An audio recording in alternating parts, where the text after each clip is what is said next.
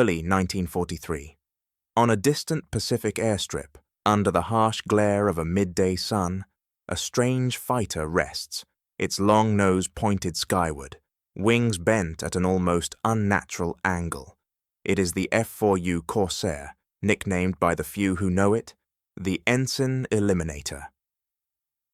The aircraft's appearance is unmistakable, a creature of unrefined purpose and brute strength.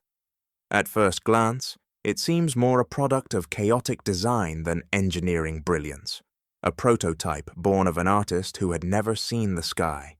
Its enormous engine thrusts its heavy body into the air, yet it struggles to land with grace. Pilots, new and inexperienced, are torn apart by its quirks. Some die in the attempt to tame it, while others are left stranded, unable to touch the Pacific's blue expanse again. It bounces off carrier decks, crushing landing gear, breaking the spirits of those who had yet to truly fly it. In Tokyo, Japanese intelligence watches with detached amusement. To them, the Corsair is a misstep, clumsy, overbuilt, unfit for war. They dismiss it as a miscalculation, an American folly that could never outmatch their own finely crafted war machines. The reports come in, heavy, awkward, and unforgiving. The fighter's reputation for death is far greater than its promise of victory. The men in command laugh at its odd shape, its design, and its tendency to kill its own crew before it ever meets an enemy in the sky. Yet, beneath this exterior of misfortune, the Corsair holds a secret, a heart that could not be denied. A 2,000 horsepower engine lurks within its frame, a beast of raw, untapped power waiting to be unleashed. It is an engine built not for grace, but for destruction. It might have been conceived as a monster, but it was a monster with a purpose, one that had yet to show its true potential. And while the pilots who dared to fly it might have felt like prey in its unsteady hands, they didn't yet know the power beneath them. In the very next moment, the skies above the Pacific would meet the loudest predator they had ever known. This is where the Corsair is born.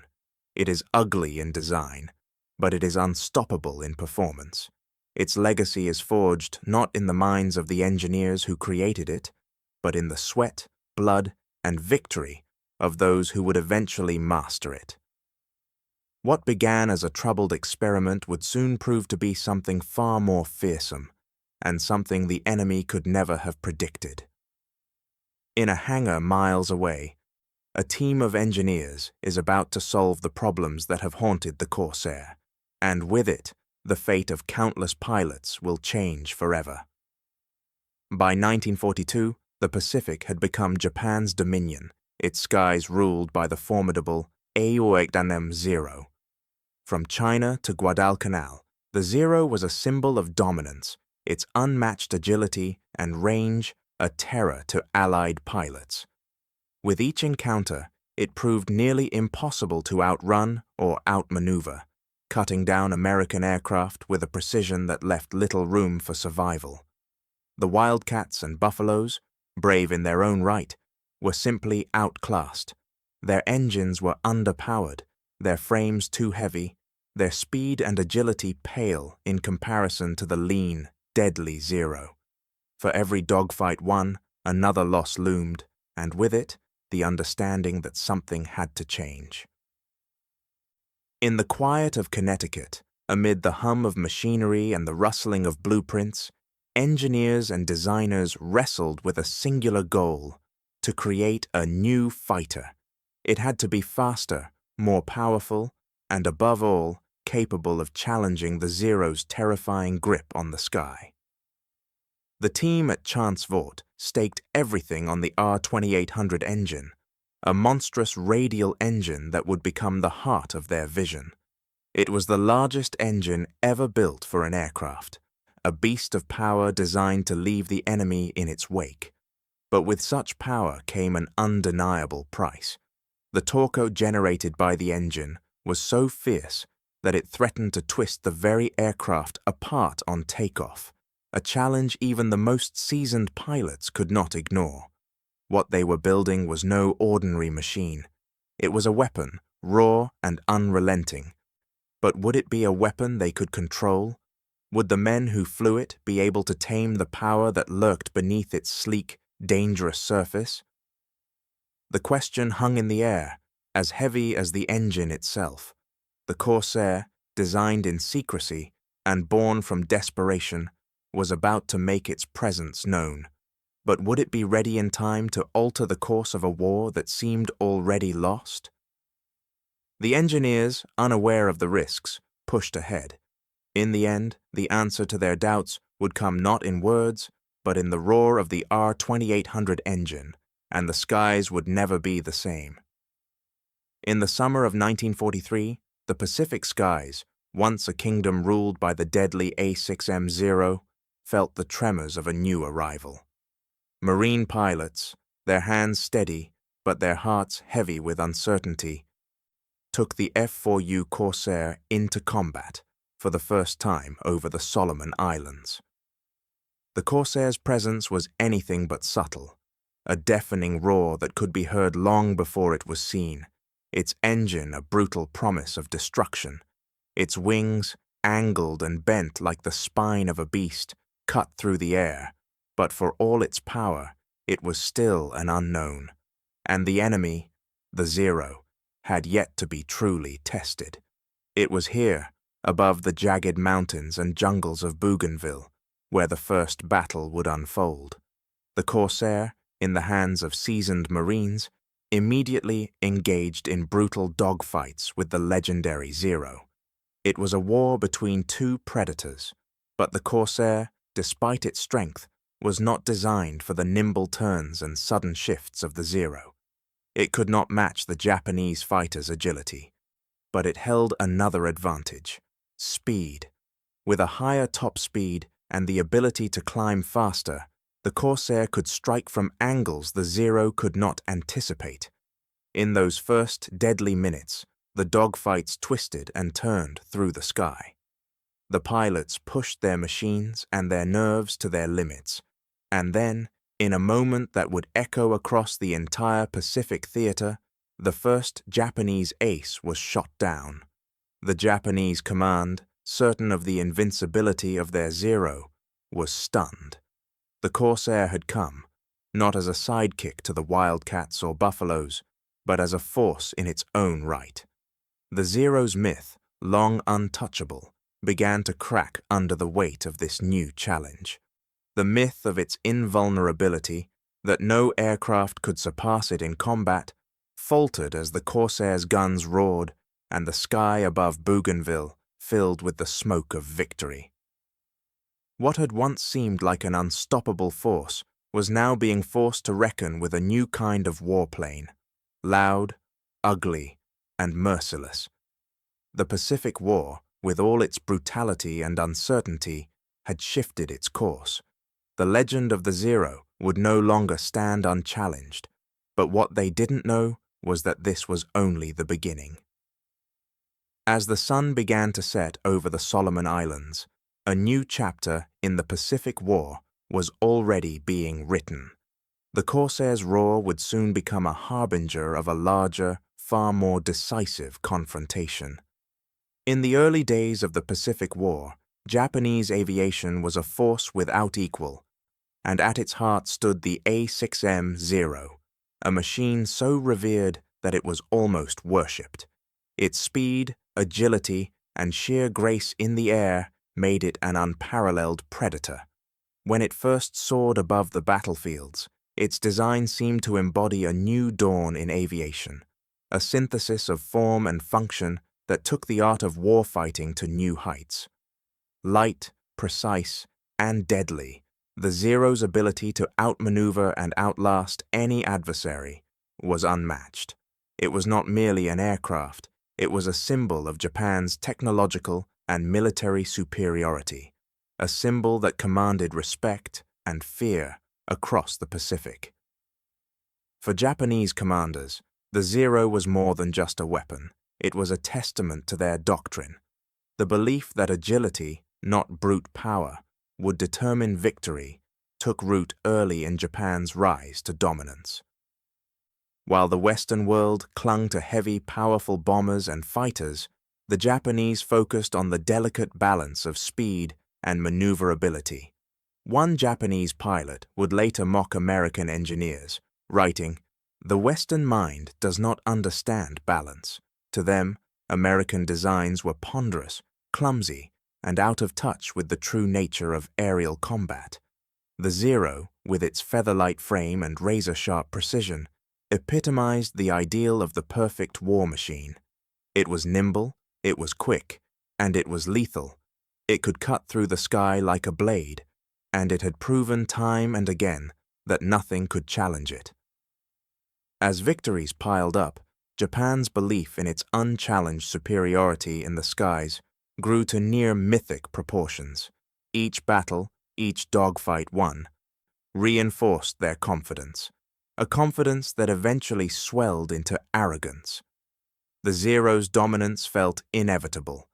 Japan's military leaders viewed the sky as their natural dominion, and they were convinced no other aircraft could ever threaten their reign. The aircraft seemed almost otherworldly in its effectiveness, an extension of Japan's imperial ambition, and as long as the Zero ruled the air, that ambition appeared unstoppable. In the boardrooms, in the training fields, and in the hearts of their pilots, Japan's unwavering conviction was clear. The Zero was the pinnacle of aviation. Its design, its skill, its form, they were the future of warfare. The Zero's reputation as a perfect machine had become a self-fulfilling prophecy. Japan, in its self-assuredness, believed that nothing could ever surpass it. But what they didn't know was that the forces of war were already shifting, and a new contender was quietly waiting to challenge that very belief. At the farthest edges of the Pacific, in places Japan had yet to consider, the first cracks in their unshakable sky were beginning to form. The Corsairs' journey to the Pacific War was far from assured. Back in the United States, the program was plagued with setbacks that seemed insurmountable. Early tests revealed the aircraft's dangerous flaws: poor carrier landings, an unforgiving torque that twisted its frame on takeoff, and a growing reputation for being lethal to inexperienced pilots. These traits made it a difficult sell to the Navy, who quickly deemed the Corsair too hazardous for carrier operations. It wasn't the powerful engine or the sleek lines of its design that troubled them. It was the fear that the Corsair would kill more men than it would save. With its unpredictable temperament and brutal demands, the aircraft was seen as a monster too dangerous to be tamed. But the Navy's loss became the Marines' gain. Desperate for a fighter with the long range and high speed necessary to turn the tide in the Pacific, the Marines took a chance on the Corsair. They understood the stakes of war, and they knew that sometimes the greatest weapons required the greatest risks. On the jungle runways of the Solomon Islands, the Corsair began its first flights into battle, its deafening roar signaling a new era of warfare. Here, in the unforgiving heat and humidity of the Pacific, Marine pilots were forced to confront the aircraft's many quirks. The Corsair demanded precision and patience, testing the mettle of every man who dared to fly it. To those who failed to respect its power, the aircraft proved merciless. But for those who learned its nuances, the rewards were immense. The pilots who adapted to the Corsair's ferocity began to understand its strengths. Unlike anything they had flown before, it offered speed unmatched by anything in the air. Its vertical climb was unparalleled, its raw firepower devastating. With a devastating combination of maneuverability and brute strength, the Corsair soon revealed itself as a fighter forged not just in metal, but in desperation. What had once been a rejected aircraft, feared for its unpredictability, had become the Marines' most potent weapon. It was no longer a curse, but a weapon of immense power. The story of the Corsair, a fighter that had once seemed doomed to failure became one of transformation. From an aircraft the Navy couldn't control, it became the cornerstone of American air power in the Pacific. The pilots, who had once feared its unpredictability, were now its fiercest proponents. In the skies above the Solomon Islands, the Corsair carved its legacy. It had proven itself not just in the air, but in the hearts of those who had dared to believe in it. But what they didn't know was that the weapon they had adopted out of necessity would soon become the terror of the Japanese air fleet. On the horizon, the Pacific's tides were about to turn once more, and the Corsair, in its raw and untamed glory, would lead the charge. In the wake of the Corsair's arrival, Japanese intelligence analysts studied every scrap of wreckage they could find. They pored over the remnants of the American fighter, analyzing its design with a critical eye. What they saw did little to inspire fear. The Corsair, with its awkward frame and large protruding nose, seemed to embody everything that was wrong with American engineering. The aircraft was too heavy, too clumsy, they concluded. Its landing gear was poorly designed, rendering it unsuitable for the precision of carrier operations. Japanese reports mocked the Corsair's every flaw, calling it a mistake, a machine that was doomed to fail. As the echoes of these dismissals reverberated through Tokyo's war rooms, the Japanese command reassured itself that the Zero, with its elegance and speed, remained the unchallenged ruler of the sky. The propaganda machine, meanwhile, spun its own narrative, one that celebrated the Zero's perfection, its dominance, and its unassailable superiority. The Japanese people were told again and again that their aircraft could do them no wrong. This constant reinforcement of the Zero's invincibility, coupled with Japan's early victories, only strengthened the belief that no enemy could ever hope to rival it. It was not just a fighter, it was a symbol of Japanese supremacy. The Zero had come to represent the very essence of the nation's military might. The laughter that followed each report about the Corsair was not only the product of arrogance, but of a dangerous overconfidence. In their eyes, the Zero was not merely superior, it was flawless. But behind the mockery, a far more insidious truth lay hidden. Japan's technological progress had begun to stall. Despite the admiration for their fighters' grace and agility, Japanese engineers knew their nation was at a limit, a ceiling of possibility they had reached in aviation design. The Zero was the pinnacle of what Japan's industrial capacity could achieve. Yet, despite this knowledge, the leadership in Tokyo refused to accept the truth.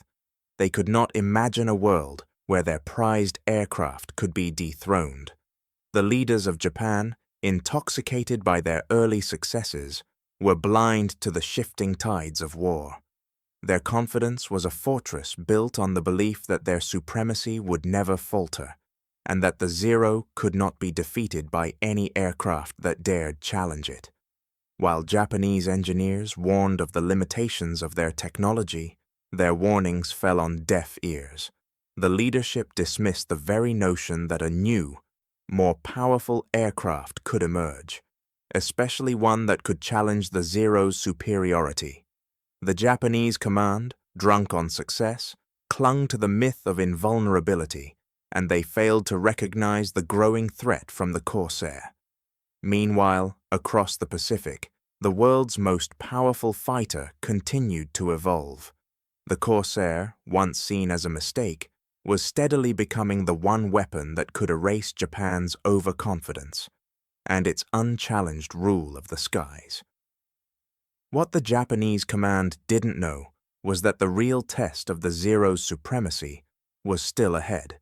The Corsair was not merely an enemy, it was a force of nature, one that would soon prove the folly of their laughter. But for now, in the silence of their arrogance, the skies above the Pacific remained theirs. At Henderson Field, The Marines faced the Corsairs' quirks with a resolve that would come to define their struggle. In the sweltering heat of the Solomon Islands, they adapted, tirelessly and without hesitation. The Corsair was a beast of a machine, a far cry from the elegant Zeros that ruled the Pacific skies. Its takeoff techniques were unconventional, requiring pilots to master unique procedures just to lift it into the air. With torque that threatened to twist the aircraft apart on takeoff, each flight was a battle in itself. Landings were no less challenging. The Corsair's heavy frame and complex flight characteristics meant that curved landing patterns were necessary, compensating for the unpredictable torque. For many, this was an entirely new way of flying. The aircraft, which once seemed like a dangerous mistake, now required a new kind of precision, and it was the Marines who took on the task of mastering it. As the pilots grew more familiar with the Corsair's temperamental nature, they began to unlock its true potential. The raw speed and vertical climb that had once been viewed as unwieldy now emerged as one of the aircraft's most lethal assets. In the hands of skilled pilots, the Corsair was transformed from a chaotic force of nature into a precision instrument of death. Boom and zoom became the guiding principle. Climb high above the enemy, then dive with devastating force, striking before the Zero even knew it was under attack. The Corsair's engine, a beast of raw power, would carry the pilots to a higher altitude where the enemy could not follow. The Zero, known for its agility, was no match for the raw speed and climb of the Corsair. In these early engagements, the Marines realized the true nature of their weapon. They were not bound to fight in the same way as their adversaries. Where the Zero relied on agility and dogfighting, the Corsair relied on precision and devastating power. The wisdom passed down through Marine squadrons was clear. Don't turn with him, climb above him. It was a mantra that reshaped the way they fought, a lesson learned through sacrifice and perseverance. The Corsair was no longer the clumsy, dangerous aircraft it had once been. In skilled hands, it had become a tool of calculated destruction. Its dives were swift, its strikes were merciless, and its pilots, now masters of its quirks, were able to vanish from the battlefield before the enemy had time to react. It was no longer a monster. It was a weapon of discipline and precision. In those moments, above the jungles and beaches of the Solomon Islands, the Marine pilots began to realize what they had: a fighter that could climb faster, dive harder, and leave no chance for retaliation. What had once been a curse had been forged into a weapon of immense power, the kind of power that would soon shake the foundations of Japan's aerial supremacy. But the question remained: would the rest of the world recognize the Corsair's true potential before it was too late? Would the tides of war shift as decisively as the plane's climb? The answer, unknown at the time, was about to be written in the skies. The Corsair's evolution was only beginning. It was 1944, and Rabaul, Japan's fortress in the Pacific, loomed like an unshakable bastion of military might.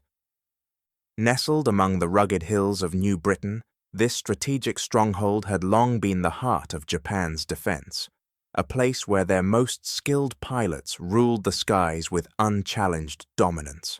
To the Japanese, the idea of a threat to their air superiority was almost laughable, but on this day, the skies would tell a different story. As the sun rose over the Pacific, the roar of Corsair engines split the silence, signaling the beginning of a battle that would reshape the balance of power in the air. Under a relentless barrage of anti-aircraft fire, the Corsairs swept in, cutting through the thick layers of flak with brutal efficiency. The American pilots, seasoned and determined, pushed their machines through the storm of fire, knowing that the stakes had never been higher. They were hunting a myth, the Japanese Zero. But what they found instead was something they had not anticipated: the full, raw might of the Corsair. The aircraft, once dismissed as a mistake by both friend and foe, was now the weapon that would bring Japan's arrogance crashing down. The Japanese aces, confident in their prowess and anticipating easy kills, rose to meet them. What they didn't expect was the Corsair's unparalleled speed and climb.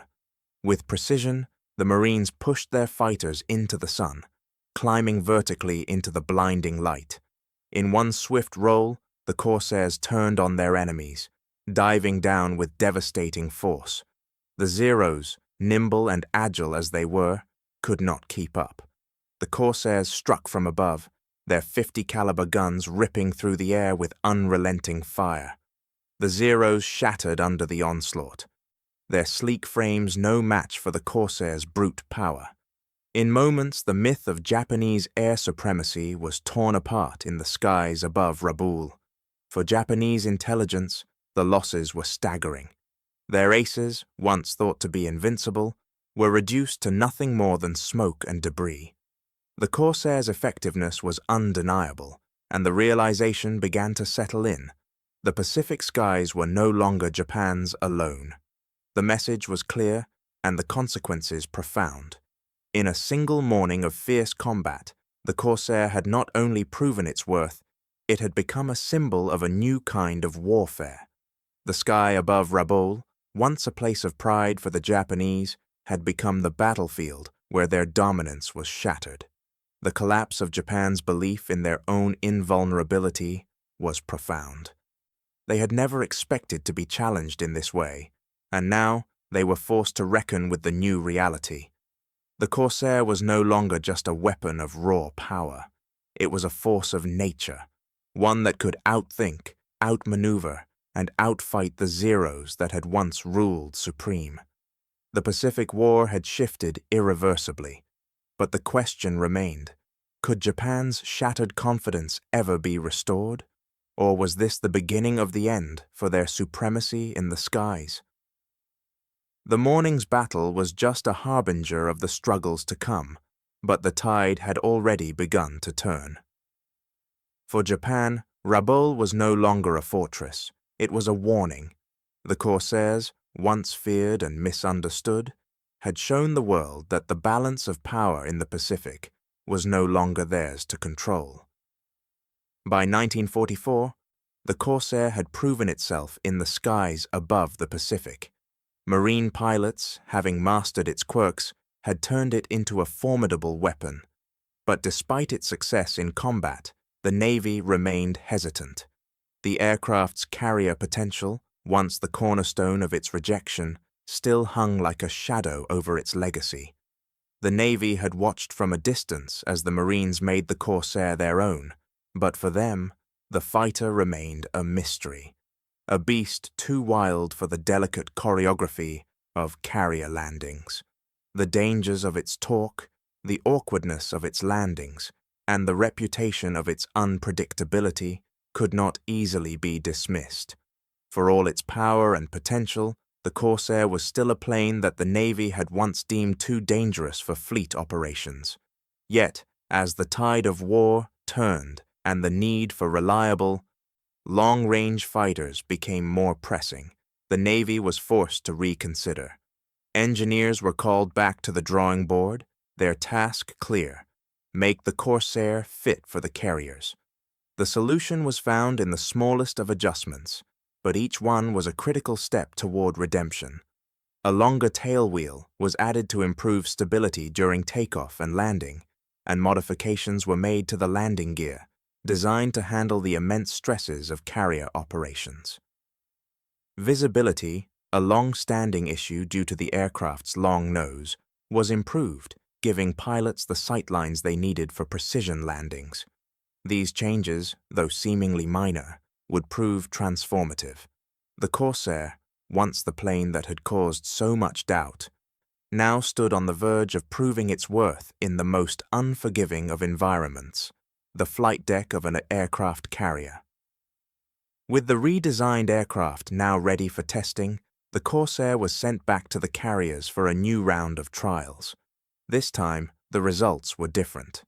The aircraft's modified landing gear handled the deck's roughness with ease. The tailwheel adjustments allowed for smoother takeoffs, and the visibility upgrades gave the pilots the confidence they had previously lacked. The once feared Corsair, with all its brute power, could now land and take off with a precision that rivaled its speed and firepower.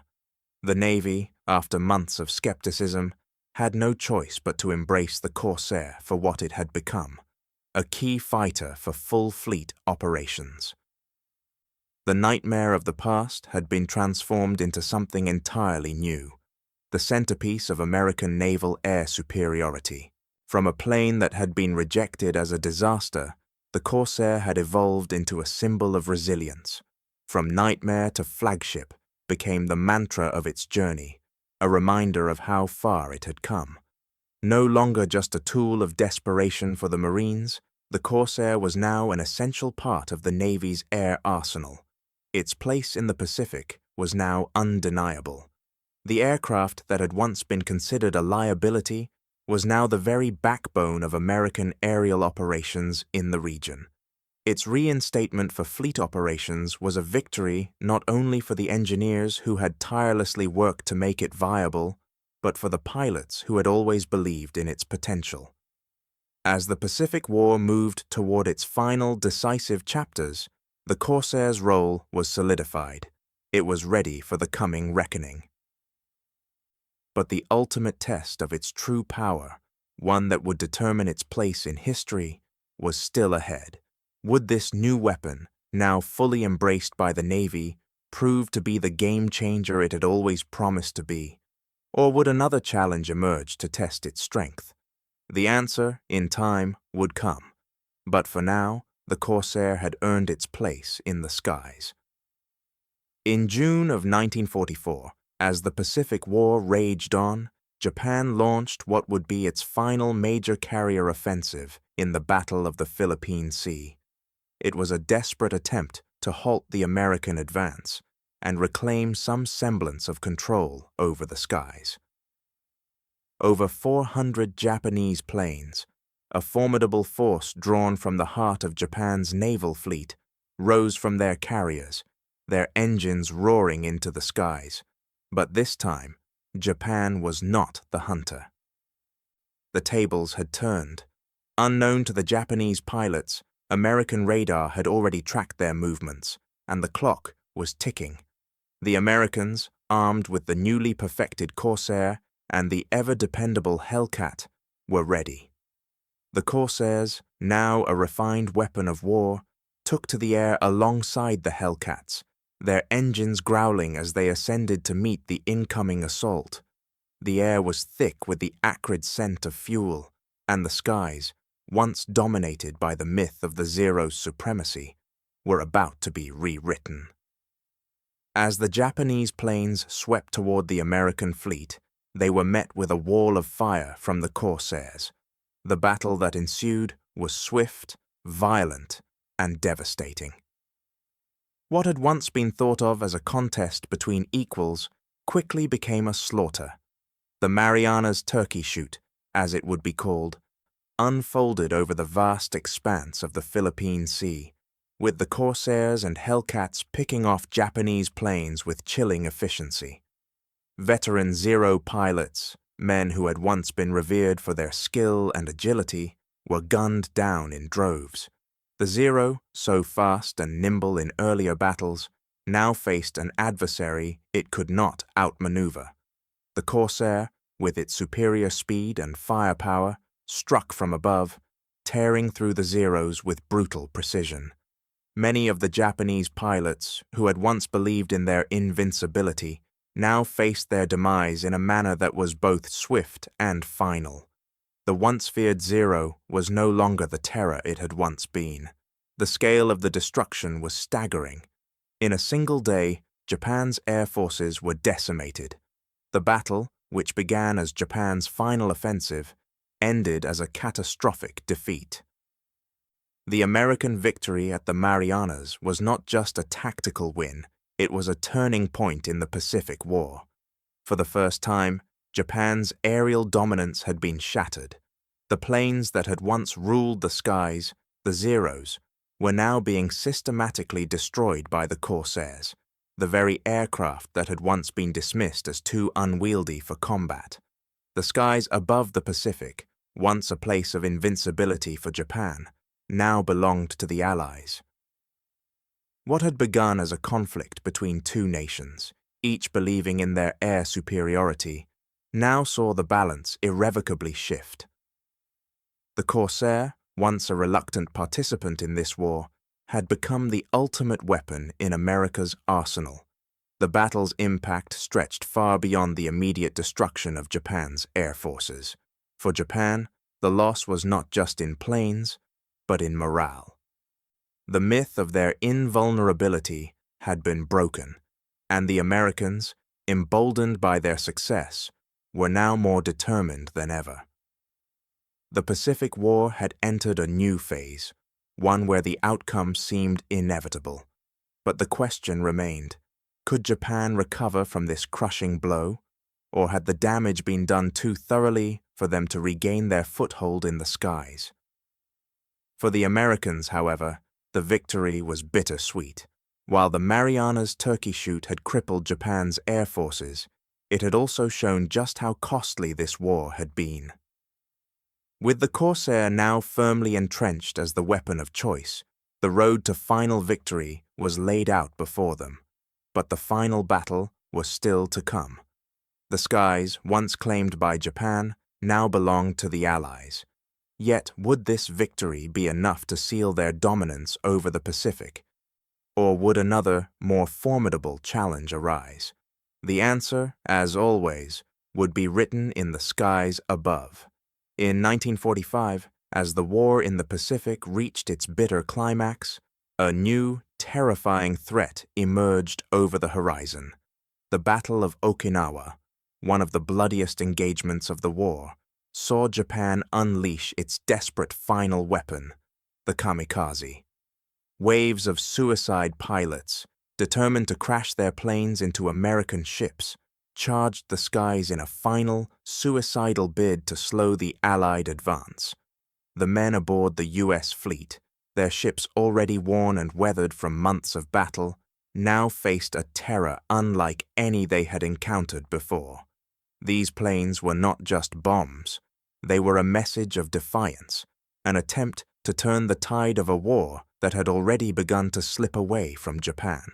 But the corsairs, those once dismissed warriors of the Pacific, were ready. From the decks of American carriers and the makeshift airfields on the island, Marine pilots soared into the chaos, their engines roaring above the violence of the sea. The kamikaze planes, locked onto their targets, charged with unstoppable fury. But the corsairs were faster, more powerful, and more precise. They tore through the sky, meeting the kamikazes head-on. At point-blank range, dogfights unfolded with deadly precision.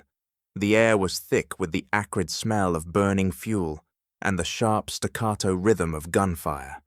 For the men in the corsairs, the stakes were higher than ever. Every kamikaze they destroyed meant a ship saved, a life spared. Day after day, the corsairs intercepted the waves of death that sought to destroy the fleet, and with every dogfight, they chipped away at the Japanese hope of victory.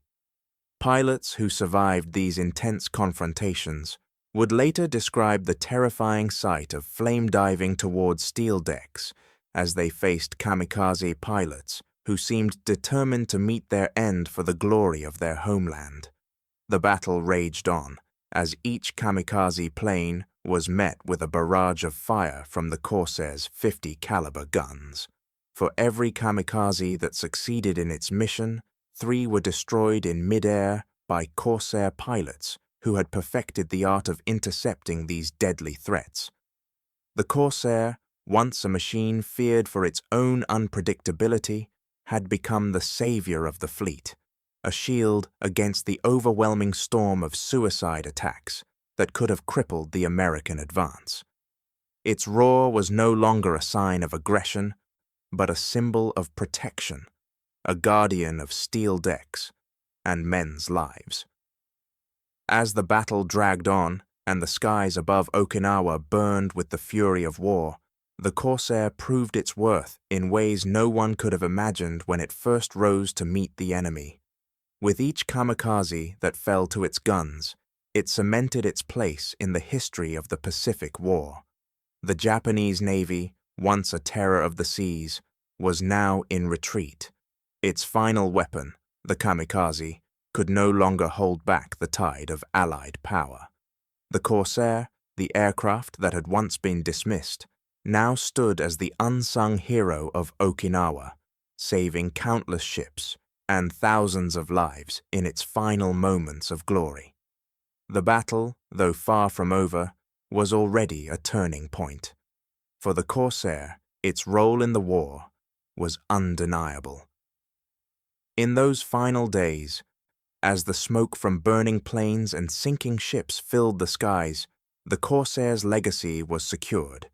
It had fought not only with brute strength, but with the precision and discipline that had been honed through years of battle. The skies above Okinawa had turned to fire, but in the midst of the chaos, the Corsair had proven that it could not only endure, but triumph. The aircraft that had once been doubted, dismissed, and feared had become a symbol of the resilience and ingenuity of the American war machine. As the battle moved toward its inevitable conclusion, the question remained, would the cost of Okinawa, the sacrifices made by those who fought there, pave the way for a swift end to the war, or was there yet more to be done before the Pacific could be truly secured? The Corsair's final moments in the skies above Okinawa were a testament to the courage and endurance of those who flew it. But even as its wings sliced through the smoke, the war was not yet over. The final reckoning was still ahead. As 1945 wore on, the once mighty Japanese war machine began to crumble. Japan's industrial base, strained to its breaking point, faltered under the weight of years of relentless bombing. Fuel supplies dwindled, and with them, the engines that powered Japan's once proud fleet of fighters. Skilled pilots, who had been the backbone of the Imperial Navy's air superiority, were increasingly scarce. In their place, young boys, many barely old enough to be considered men, were thrust into the skies in outdated planes.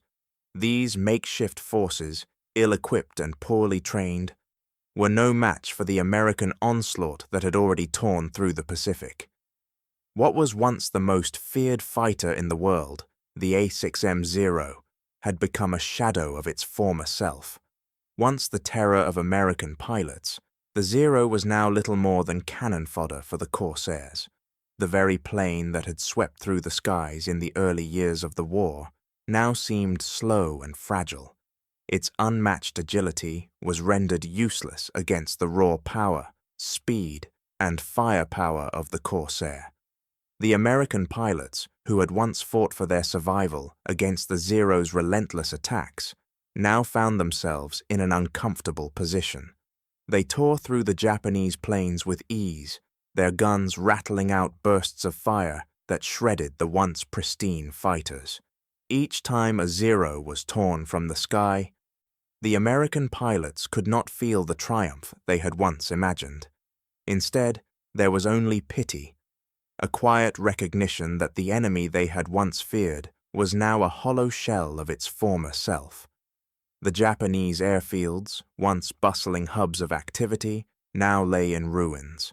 American bombs had shattered the airstrips, leaving them impassable.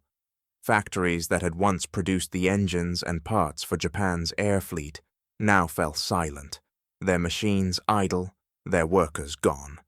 The empire that had once boasted the most advanced and powerful air force in the Pacific now suffocated under the weight of its own pride. The pride that had once convinced Japan's leaders they could outlast the Allies was now the very thing that brought about their undoing. With each passing day, the Japanese ability to fight back diminished. The Zero, once the symbol of their power, now lay crumpled in the dirt, a ghost of a bygone era. The skies above the Pacific, once contested by dogfights and the roar of engines, were now dominated by the Corsair, the American pilots, who had once looked up at the sleek, nimble Zero with dread, now piloted the skies with an unchallenged ferocity. For them, there was no joy in victory. The battle had shifted from one of glory to one of survival and necessity. The Corsair's dominance in the air was undeniable, but it was a victory tinged with sorrow. The once feared Zero, a machine that had struck terror in the hearts of countless American pilots, was now little more than a relic of the past. Its legacy, one built on precision and agility, had been shattered by the relentless march of American innovation and determination. As the war drew to a close, the Zero's place in history was sealed, but not in the way Japan's leaders had once hoped. The aircraft that had been the embodiment of Japanese air power had become a footnote in the story of the Pacific War. What had begun in mockery, the American dismissal of the Corsair, had, in the end, become a silence. The Zero, in its final moments, had ceased to be a symbol of fear and had become an echo of Japan's fading power. The Corsair, born from the struggle to overcome its own limitations, had not only defeated its adversary, it had rewritten the very history of the skies. And so, in the final days of the Pacific War, as the Zero faded into history, one question remained. Would Japan's pride and the aircraft that had once defined their air supremacy ever be remembered as anything more than a cautionary tale? The sound of the Corsair's engine faded, and with it, the Zero's reign. What began as mockery ended in silence, and the skies were forever changed. August 1945. The war ends. The Pacific, once a theater of unrelenting violence, falls silent. The sky, which had been consumed by fire and death, now lies still, holding only the echoes of battles fought and won. Corsair squadrons, those once rejected warriors of the sea, turn toward home. They return not as relics of a forgotten struggle, but as symbols of the victory that had seemed so distant when the war began. Pilots, many still barely 20 years old, carry with them memories of a sky that had been their battleground. The faces of the men who had fallen in those skies are etched into their minds, and the scent of smoke and oil still clings to their uniforms. They are the young men who saw the horror of war up close, and yet survived it, not through luck, but through the power of the aircraft that had become their savior. On the ground, the work begins. Ground crews, battle-worn themselves, wash soot from the bullet-riddled wings of the Corsairs. The once rough edges of the aircraft, scarred by years of combat, now glisten in the soft light of an evening sun. The Corsair, which had once been feared and derided for its quirks and flaws, stands as a testament to the resilience of those who flew it. It had carried men through the blood-soaked skies of Guadalcanal. It had struck the heart of Japan at Okinawa, and it had turned the tide of the Pacific War.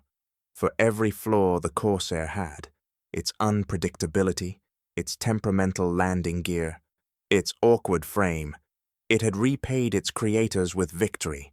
It was a machine that demanded respect, and in return, it delivered triumph. The engine winds down, and for a moment, the world holds its breath. The roar of the Corsair, once the herald of destruction, now fades into the stillness of history. The war is over, and with it, an era. The men who had flown the Corsair, who had sat in the cockpit of a machine they had once feared, now look at it differently. No longer a monster, no longer a mistake. The Corsair has become a symbol of persistence and determination. It is a reminder of the price of victory, of the struggles that must be faced before triumph can be earned. The aircraft that had once been mocked for its flaws is now revered for its ability to carry men through the fire and bring them back alive. The final flight home is not a victory lap. It is a solemn return. The Corsair has done its part, but it is the men who now carry the weight of its legacy. The war, though won, has left its mark on them all. They are the survivors of a conflict that demanded everything. They look at the aircraft, their steed through every trial, with a quiet respect, for it had never failed them, no matter how many times the odds seemed insurmountable. The machine, now at rest, stands as a testament to the indomitable spirit of those who flew it. What began as an untested prototype, a product of desperation, became a key weapon in the fight for the Pacific. The Corsair had been doubted, rejected, and feared, but in the end, it had proven its worth in a way few could have imagined. The engine winds down one last time, and history exhales. With the Corsair's final flight, the Pacific War ends, and a new era begins. But for those who had flown it, the echoes of the past would never truly fade. The legacy of the Corsair, like the men who flew it, would endure. The war ended, but the Corsair's legacy did not. As the world transitioned into the jet age, the aircraft that had once been rejected and mocked continued to serve. It flew on, not only through the remaining battles of the Pacific, but into the Korean War, proving itself once again as a lethal force. In a world now dominated by jets, the Corsair, with its powerful radial engine and formidable armament, still found a place. Its rugged design and unmatched durability allowed it to take on a new role in the skies, even as faster, sleeker jets took over. For a time, the Corsair's powerful roar continued to echo over battlefields, a reminder that even the most unlikely warriors could endure in the face of change. The Corsair's influence did not end with its flight hours. However, its design shaped the future of naval aviation. Engineers and pilots alike took lessons from the aircraft's innovative features. The bent wings, once ridiculed as a curious flaw, became a hallmark of naval aircraft design, allowing for greater strength and more efficient carrier operations. The Corsair's power-to-weight ratio, once seen as a compromise, became a cornerstone of future aircraft development, influencing the next generation of warplanes. The lessons learned from its quirks and successes were not lost. Every mistake and every adjustment made to the Corsair would echo in the designs of aircraft that followed, ensuring that its place in the evolution of flight would never be forgotten. The engineers who had crafted the Corsair, those who had faced ridicule and doubt, only to see their creation become a symbol of American strength, now found themselves at the forefront of the aerospace industry. They had become the next generation of pioneers, leading the way into the future of flight. Their work on the Corsair had laid the foundation for the jet age, proving that progress was often born not from perfection, but from perseverance in the face of failure. What had once been a failed design had become a teacher, guiding those who would shape the skies for decades to come.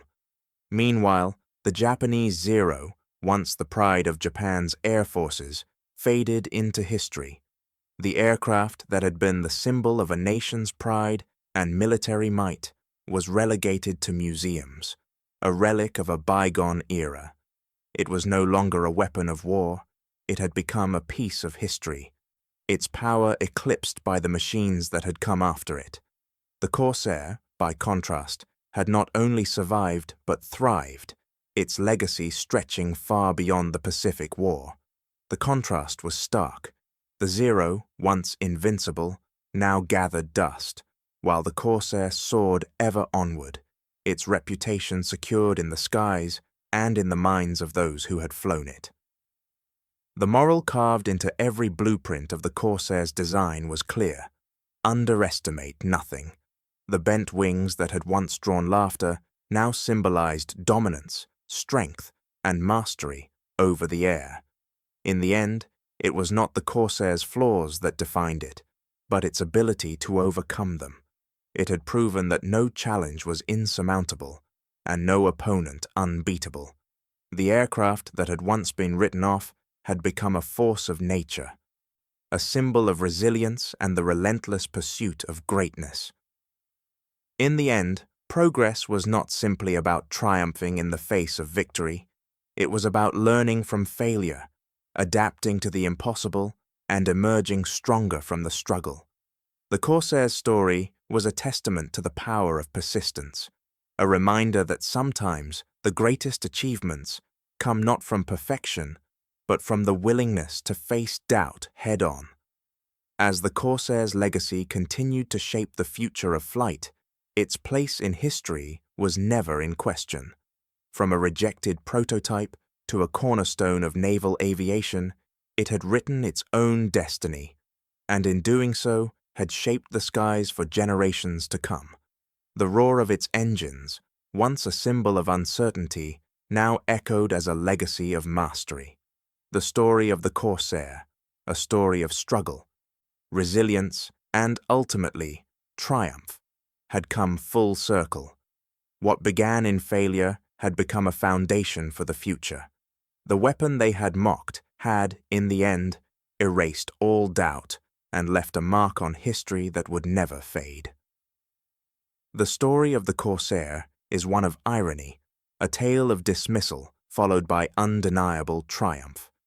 It was a fighter once mocked for its unconventional design, its bent wings a subject of ridicule.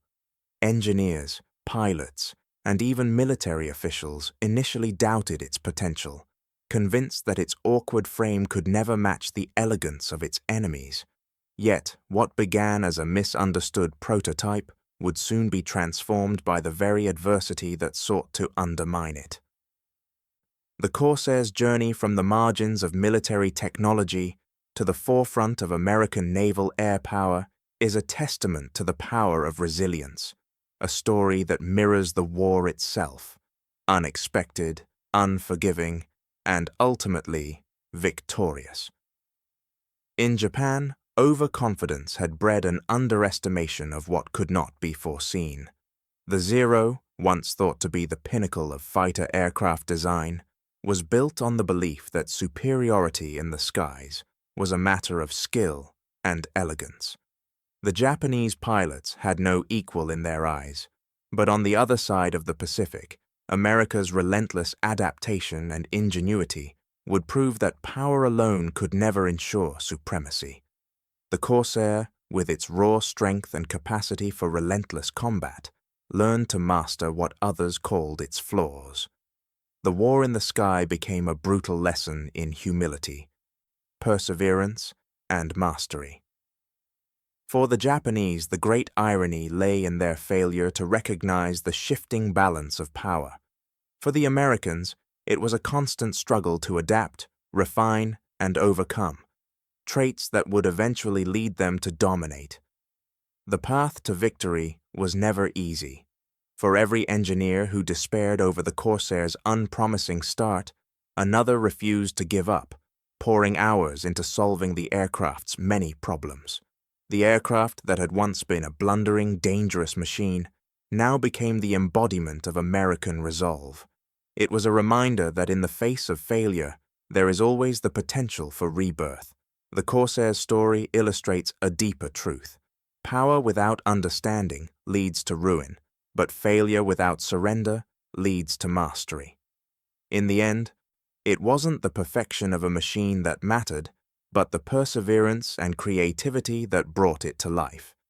In contrast, Japan's Zero, built to near perfection in terms of design and speed, could not match the Corsair's ability to adapt to the horrors of war. The Zero, while a magnificent feat of engineering, was ultimately a machine built with limits in mind. It was perfect in form, but brittle in the face of relentless American innovation. The Corsair, on the other hand, was alive. It thrived in the chaos of combat, its unpredictable nature ultimately becoming an asset, its power a weapon that could be harnessed and turned against those who had once laughed at it. The Zero was a symbol of Japan's initial dominance, but the Corsair became a symbol of survival and victory. The mockery that surrounded the Corsair's design was now replaced by a deep respect for the fighter's unwavering resilience. The once derided aircraft had ruled the Pacific skies, and its legacy would endure long after the last shots were fired. The war in the Pacific had not been won by a single machine or a single pilot, but by the persistence and ingenuity of those who dared to believe in what others dismissed. What had been seen as an underdog, an awkward creation destined to fail, had emerged as the most powerful fighter of its time. The bent wings that once drew laughter had come to symbolize dominance and mastery. They were not a flaw, they were the key to the Corsair's success. In those wings, engineers had found a lesson in overcoming adversity, in refusing to let failure be the final word. The story of the Corsair, of the engineers, pilots, and workers who brought it to life, is a story of triumph forged from struggle. The Corsair was the weapon they had once mocked, and now it was the weapon that ruled the Pacific. In its bent wings, America found not just a fighter, but the embodiment of perseverance, a lesson for generations to come. And so, with the end of the war, the final word on the Corsair was written in the skies. What began as a laughable mistake had become a triumph of American ingenuity, an aircraft that had stood at the forefront of the Pacific's turning tides. The Corsair had proven that mastery is not born from perfection, but from the willingness to evolve, to adapt, and to rise again. It was not just a machine, but a lesson that would echo long after the war had ended. The world would remember the Corsair not for its design, but for what it had accomplished. And in the end, it was the war itself, the struggle, the sacrifice, the growth that had shaped the legacy of the Corsair. What began as mockery ended in victory. The Corsair had not only flown above the Pacific, it had soared into history,